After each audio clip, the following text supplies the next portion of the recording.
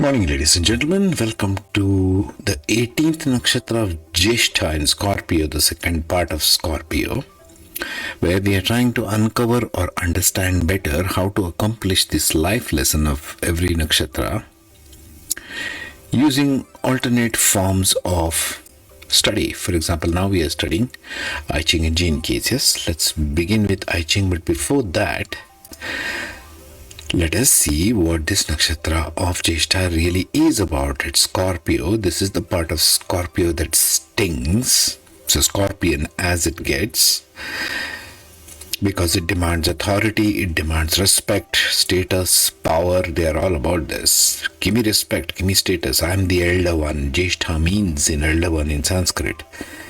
They have a lot of insecurity about power and authority. They have a lot of energy and strength to achieve. They are interested in materialistic growth. They don't give a crap about spirituality. Superiority complex. May become narcissistic if especially Rahu is sitting in the first house with this guy. Protection of underprivileged. They love this, especially in Pada 3. The Padas are over there, as you can see. This is the dominant theme. The next one, jealousy and regret. They spend a lot of time in this.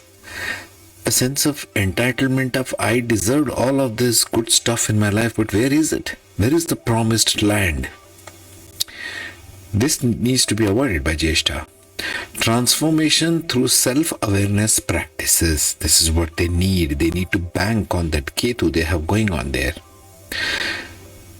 In the first pada, they have some optimism going into Sagittarius Navamsha. They focus on their financial status. What is my financial status in the society? Jyeshtha derives a lot of respect, status, power through that. Spiritual transformation potential is always there. Finally, the life lesson. What we are trying to uncover for every nakshatra using i-ching and gene keys.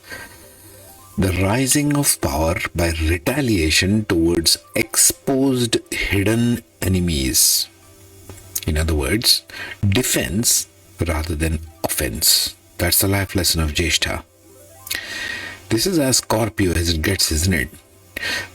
The poor scorpion will be going by itself, but if you step on it, would come near it, the retaliation occurs, sting comes on.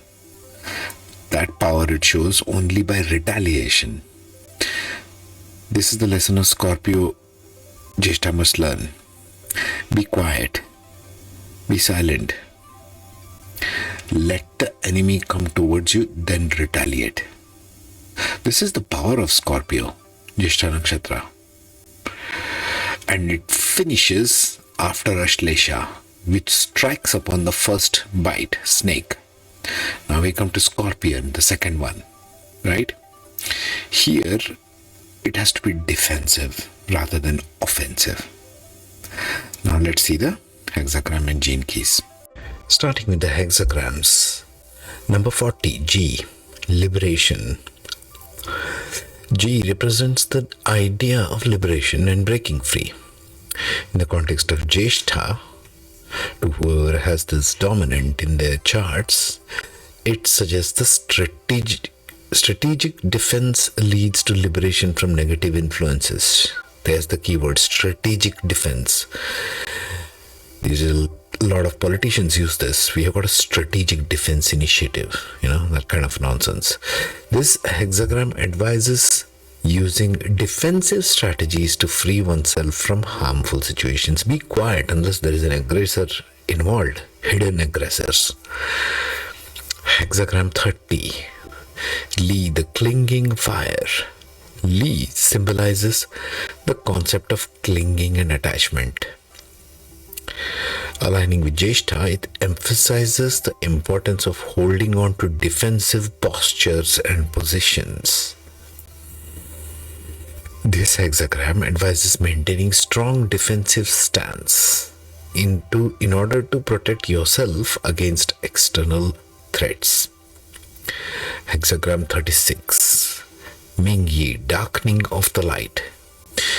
Ming-yi signifies the concept of darkening of the light, meaning a time of confusion and danger. In the context of Jyeshtha, it suggests the need for vigilance and defensive measures during challenging times. More of vigilance and defensive measures, that's the key. This hexagram advises remaining alert and cautious at all times, especially when you feel there's less of light around you. More shady people, if you know what I'm saying. Hexagram 44, Gu, coming to meet. Gu represents the idea of coming together and meeting. In Jyeshtha, it suggests defense involves strategic positioning and readiness to meet challenges. Self-explanatory, I guess. This hexagram advises being prepared to defend against all incoming threats. Hexagram 61, Zongfu, inner truth. Zongfu symbolizes the concept of inner truth and sincerity. It emphasizes the importance of staying true to oneself in defensive actions, not unnecessarily provoking people. You see, Jyeshtha can do this. This hexagram advises maintaining integrity and authenticity in defensive strategies.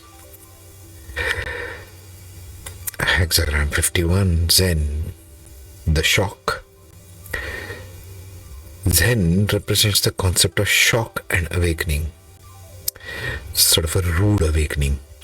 It suggests defensive actions can have a shocking effect on adversaries, like taking the enemy by surprise, so to speak. This hexagram advises using defensive measures to jolt the opponents and gain the upper hand. All the themes of Jyeshtha are very Scorpionic at best. So I can say. Now let's see the gene keys. Now let's quickly see the gene keys. Gene key number 1. Again, Jyeshtha also needs to be creative. The ability to bring something new into existence is the gene key number 1. In the context of Jyeshtha, it suggests ability to respond to challenge by creative means, innovative, strategic ways to defend against exposed hidden enemies. Gene key number 11. The gift of idealism. Idealism in this context involves holding high ideals and values. We are talking about enemies here. So what this suggests is hold your ideals even in the face of adversity, using them as a compass for strategic retaliation rather than aggressive offense. There you go, keywords. Gene key number 19. The gift of flexibility. This suggests adapting to change while maintaining core principles. Something similar to the hexagrams, right? This gene key can support the theme by guiding individuals to be flexible in their approach to retaliation, allowing for adaptability and responsiveness to changing circumstances. Gene key number 24, gift of silence. Silence involves the transformative power of quiet contemplation. We also saw this in the hexagrams. This gene key can guide individuals to cultivate inner silence, silent contemplation and strategic planning, folks. Jyeshtha, remember this. Gene key number 34, gift of strength, involves the responsible use of power. Something very needed in these times. This gene key can assist individuals in harnessing the strength for strategic retaliation, ensuring that their actions are guided by wisdom and restraint. Gene key number 37, gift of equality. Once again, seeing the inherent worth in all beings is equality.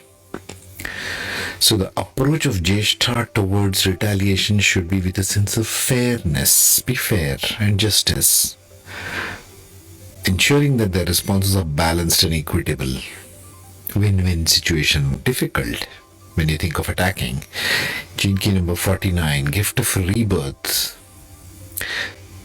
Same as hex, really. can support the theme by guiding individuals to see challenges as opportunities for renewal and growth, using strategic retaliation as a catalyst for positive change. Gene key number 51, gift of initiation, involves embarking on new beginnings. This gene key can assist individuals in using strategic retaliation as a means of initiating positive change, thereby fostering a new, empowered path forward. This finishes the cycle from Ashlesha to Jyeshtha graduation. Next we shall see the graduation of Magha to Mula in the 19th Nakshatra. Meanwhile, take care, be safe, reflect on this. Bye-bye.